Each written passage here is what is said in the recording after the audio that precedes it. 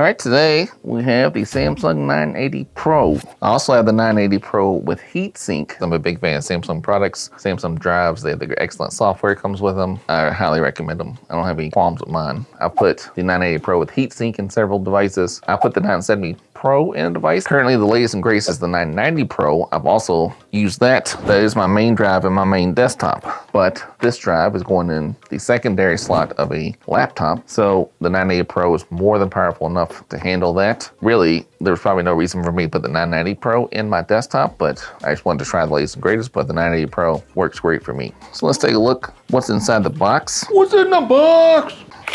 So standard packaging here, just the slim little guy himself. In the packaging, there is no screw. So I gotta hope my device has a screw. And the 980 Pro, it also does not come with a screw. But here's an idea, so it's the same device, but this one has a big honking heatsink on it, and this one does not. So in a laptop, the heatsink is not gonna work. On a desktop or a PlayStation 5, the heatsink is gonna be perfect. But for me, again, I'll be using this in a laptop, so I need to use the one without the heatsink. Let's go ahead and do a little test. Crystal disk mark. So again, the C drive is the one that came pre-installed on the Alienware. And so let's test that. Test will take a little bit of time. A few moments later. All right, so you can tell here we have 7,136 read speeds, 6,296 write speeds, which is pretty good. That's on the C drive. That's the one that came with the device. I believe it's SK Hynix. Let me double check. Yeah, disk 0 is SK Hynix, and then disk 1, of course, is a 2TB SSD 980 Pro. And let's just go ahead and switch on down to the G drive,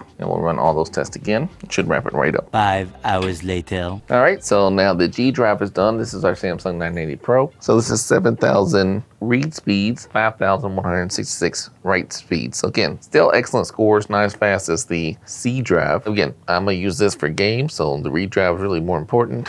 But either way, those are both blazing fast speeds. No qualms whatsoever on my end. Very happy with these scores. It's gonna be a good drive. So get the big thumbs up. I like it. That's it. Thanks for checking me out.